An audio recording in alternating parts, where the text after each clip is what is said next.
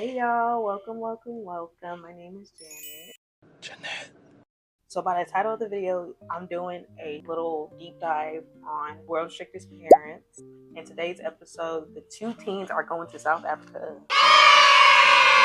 We first get introduced to this girl named Baylie. Baylie is 17. I don't clean. I'm so much better. Bailey's mom, Christine, she explains how Baylie first started misbehaving at the age of 15. And they showed us how bad this girl can act. She ends up calling her mama a bitch on TV. Beyond me, I know. Let me put her ass on Beyond Scared straight. Thank ya. Because honestly, y'all, if that was me and I was calling my mama a B word, I wouldn't be here to be telling no type of stories, no nothing. She would have ended me for good. Baylie ends up saying that she wants to kill her mama. I just want to kill her. And I want to, just understand what made her say that. What did her mama do for her to be acting like this? Some kids, they just rebel and they just want to say the craziest shit, which don't make sense.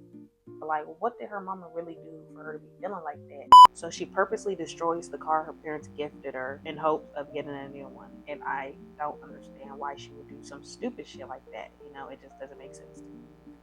Baylie is very picky when it comes to food, and I don't blame her because you either like what you like or you don't like what you don't like, But like, she cries over her mom buying the wrong type of pasta. Like, I don't like long pasta. I hate long pasta. I don't know why. And I only like the medium-sized, different coloured ones. That she eats. And that's really baffling because, baby, it's just some damn pasta. So the next teen that we have is Jono. He's 16. I make up my own mind, and if someone tries to make up my mind for me, that normally doesn't work. So Jono's parents had split 8 years previous to when they were recording. So he was around like 8 or so. But the real heart-touching thing for me was that they reunited just to send him off to different countries. According to Jono's mom, he's a well-known runaway in his city, and that's very sad. Whenever his mom asked him, like, "Oh, Jono, where have you been staying?" I would assume like he had somewhere to go if he's running away, like with a friend. But no, baby. Runs away and he sleeps in alleyways and shit. That doesn't make no sense. Why are you doing it? Is his mama abusive? I don't like finishing like that on people, but like, that's the only thing that would make sense to me. But Jono, he also lies about his drug usage with his parents, but like, what teen doesn't? Because baby, I know I have. So y'all, now we're gonna be talking about the family. So straight off the bat, the mother, Portia, she talks about how she's very, very harsh. I can tell you I am very harsh. Very harsh. And what African parent isn't? Like, let's be for real. Portia lives with her husband, obviously, and then her 2 sons, and then this adoptive daughter. And they treat all them kids like they're some damn maids. What African parent doesn't expect their kids to wash the ground that's underneath their damn feet? So Jono and Baylie have finally made it to South Africa. They're heading to the family that they're going to be staying with. You know what Baylie had opened her thin ass lips to say? You know what she decided to fucking say, y'all?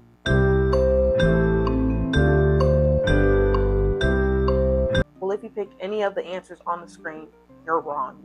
I thought South Africa was like supposed to be like dirt and like animals, like people herding animals. I actually don't think this is Africa. It's like dumb. They have made it clear to Jono that he will be attending school that following Tuesday because he has not been to school in a year and a half, which is really crazy to me because, baby, a year and a half of no school? Ooh, I couldn't imagine. So Portia, the mother that they're staying with, she is laying down all the ground rules. You could tell she's the one that is on that, and the dad is just, he's just living his life. Like, they're going to clean the whole house, they're going to be cooking for the whole house. They expect them to do what they say, and if they don't, that's their ass. Real talk. And there goes Baylie, my good sis Baylie. There she goes complaining about how she can't clean, she don't do that. She doesn't cook because she don't do that. She doesn't make beds. She's too bougie for that. And I don't know what she thought this was, baby. I don't know what she thought this was. So, Portia's daughter, she already placed her bets on Baylie crying. And that was absolutely the funniest thing to me because I was like, yeah, she's going to be crying either by tonight or by tomorrow. So the next morning, they wake up at the ass crack of dawn. I like the way they think because they got these 2 kids that they don't have to pay. They don't have to do none of that. to go work for free while they're making money. You know, I'm gonna give it to them. Yeah. They have to milk cows, and I'm not gonna lie, I wouldn't want to do this shit. I'm not milking no damn cow. I don't want to touch no cow nipples. The hell is we talking about? Cause Baylie, she like doing this, but she can't do this. Since she wanted to do all that, a cow had pissed on her. What was that? Was that water? And she started fucking crying. I like this. A cow pissed on her, she started crying, baby. Honestly, I would have cried too, because there ain't no way this nasty ass cow just pissed on me. That cow is turning into a damn hamburger, into some steak, some beef bacon, bitch. I mean, everything. Every last bit of that cow is turning into something edible, bitch. I'm not playing with that cow, some oxtail and all. So since her ass started crying and shit because that cow had pissed on her, the narrator wanted to come in and started putting his 2 cents into what had happened, and that motherfucker was so funny, y'all. I'm gonna let y'all just hear it for yourselves. Yep, tears already, and it won't be the last time. Okay, y'all, so now they're eating dinner after the hard labor that they just came from doing.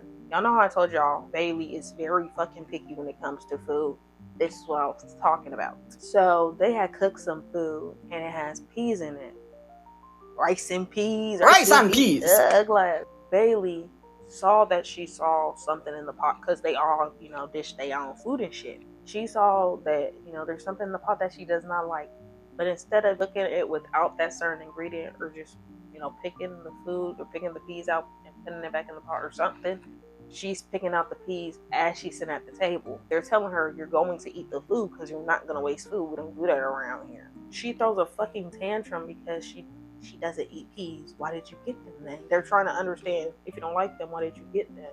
And that's what I'm trying to understand too. And the father was like, well, you dished it, so you're going to eat it. It's not that hard, baby. You didn't dish the food, you're going to be eating the food. Hello. So Tuesday comes and they're now going to school, Baylie and Jono. I'm so happy for them. Starting off with Baylie, it hasn't been a full day yet. Like, it's not even lunchtime yet. She's already breaking rules. So, you know, they give them a list of rules before they come in and stuff.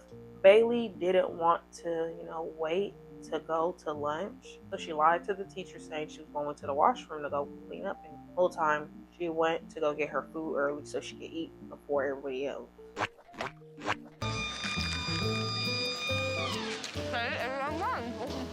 This is why I did it early. Thinking she's above the program. I hate motherfuckers that think they're above the program. Bitch, you ain't a like, she just thinks she is just the shit. Little ugly bitch thinks she the shit. So now to Jono. We haven't been talking about him for a while, but he's back on our list. This boy decides he's had a hard, long day at school, stressing. This nigga decides to pull out a fucking cigarette. Ew. He walked in front of the school. Not like to the side, not in the bathroom, not none of that. He decides to go to the front of the school outside, right in front where the parents pick up their kids. And there is this mother that was sitting outside in her car.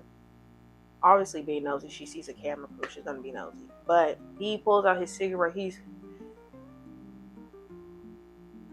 ooh, today drained me on some shit, no. And she's like, hey, you can't be doing that. One, you're in a school uniform, you're a kid. Two, you're in front of a school. They take pride in, like, you know, if you're wearing a uniform, it's like if you're in the military, baby. You're not supposed to be doing nothing you have no business doing inside of that uniform. People don't want your shit coming back to them. Thank you. So, yeah, she was just trying to, like, hey, you're not supposed to be doing that. And you're a kid. Like, put it down. So later that night, Baylie was in charge of cooking. And y'all know what Baylie did? She purposely cooked food that nobody else would like. She did that shit on purpose. Because they was all looking at the food like, what the hell is this? Little did Jono knows that Portia already knows what had happened at school with that damn sick, nasty ass cigarette. So she ends up confronting him and, like, letting him know, like, hey, why were you smoking in your school uniform at school? And you know what Jono said? A couple of cigarettes is not going to hurt anybody. Baby, yes it will. And just like them damn vapes too, they gonna hurt somebody. So if you're smoking a damn vape, put that motherfucker down. That ain't good for you. And I'm not gonna lie, Portia and her husband are very, very patient with this boy. Because if it was my parents, oh yeah, they gonna be on their ass. They don't play that. My parents would have politely told them, the camera crew, to get up out their house so they can tear that ass up. Because who the fuck you think you talking to like that? His punishment was to clean the kitchen. We have to do that shit regardless here. So next day, when Jono went to school, he thought he was gonna get called out because of what he had did. But, you know, he slipped right under the radar. I know his ass is like, phew. But Baylie was not so lucky at all. They got her ass. Since she was dishonest about where she was going, they gave her a 2-hour detention. Her punishment was to write down all the rules, especially the one that she broke. And halfway through that 2-hour detention, the dean or teacher or whatever decided to check how far she went. Because, you know, they gonna make sure you did what the fuck you supposed to do, because you ain't leaving until she gets done. He went over, he looked, and she wrote a letter to her little boyfriend back in Australia. Sister. Man, I wonder if they still, you know, is together. That's just me being messy. I wonder if they're still together. Because you send up here writing letters to this boy, and he's probably not even thinking about you, sister. Whoop-de-doo. Whoop-de-doo. The dean, I'm gonna just say it's the dean. I don't fucking know. He's like, oh, like, you weren't doing what you were supposed to be doing. She was trying to pull the shit from him. He ended up snatching it. I was like, oh, well, since you're not doing what you're supposed to be doing, 2 more hours on that ass. So she ended up staying at school for 4 hours for detention because she didn't want to just simply write the rules down. But she thought she was above the program. Once again, I hate hoes and I hate niggas that think they're above the program. So Portia ended up punishing her for lying because they ain't punish her whenever they was talking to Jono. That night, the next night was her night. Yeah, so her ass got it. So her punishment was to cook dinner for the whole family, like the whole house, to clean the kitchen, and to scrub the floors in the kitchen and in the hallways, all by herself. I mean, the punishment they gave Jono compared to Baylie, beyond me. But to be fair, her ass is way worse than Jono. I mean, this nigga, he just smoked a little cigarette. He got an addiction. But Baylie, her ass is just fucking rude, my nigga. So y'all know Baylie, she wasn't going for it. Her little ass started crying and shit. And she refused to do so. She walked into the room, started crying. She was like, oh, she's a bitch. But she whispered it because she knew if she was to hear it, that would have been her ass. Portia, she couldn't do nothing. That's not her child. She can't put her hands on her. She was left defeated because she couldn't do nothing. I could tell it by her face. She was mad that she couldn't put her hands on her because I knew she wanted to put her hands on her. They ended up getting letters from their mothers. It was like, oh, we miss you. Like, we just want the best for you. This and the third. And they started crying because they saw how caring and, you know, patient their parents were. They were like, oh, I miss my mommy so much. Oh. They were very homesick. That's what it was given. And they were tired of being treated how they was being treated. But how was you treating your mama? Portia went and like talked to Jono like on her own. She said she saw her son in him and she didn't want him to go down that path because the son she's talking about is dead. I don't want that to happen to you. He's dead now. He's 6 feet under the ground. She can't hold her son how she wants to. I felt like that had stick with him. They just had a little moment. It was really cute. After that, Jono and Baylie ended up going to an orphanage to show them how privileged they are to have parents that care for them, because those orphans don't have parents. Either their parents died or their parents gave them up. And I don't know why they had to make this clear in the damn episode. It really pissed me off because I feel like they're trying to push propaganda. And some have AIDS. What does that have to do with anything, my nigga? Like, okay, bitch, you probably have AIDS too. You probably have STDs, chlamydia, and herpes, bitch. But you don't see us talk about your fucking status. I just don't understand why they had to make that shit clear. So, y'all, it's their last day with the family. They actually are bonding and stuff. It's really beautiful. Baylie and Jono, they took initiative. They cooked for the family. I was like, okay, period. They was outside dancing, and I'm not gonna lie, Jono was getting G with it on me. The dance floor silly. The ladies go fit me. The fellas in the back, and they get silly. Hey, yeah. At the end of the episode, they told us how long they had stayed in South Africa for, and y'all guess how long they stayed there. I was thinking they was there for at least a month or, you know, the summer or something. Maybe they was there for 10 days.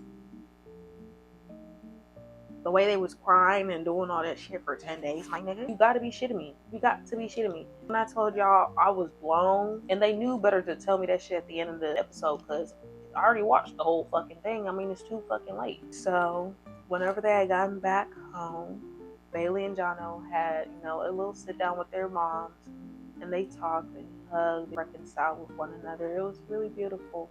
It wasn't what I really was hoping to watch. I was hoping to see. I wanted them to put their foot down more. It really just let them kids walk all over them, and I'm not going for that. So I know it was the American episode. You know, they came to America. They asked for the torn up. But make sure y'all like, subscribe, and comment down below, and I'll see y'all in the next video. Bye, y'all.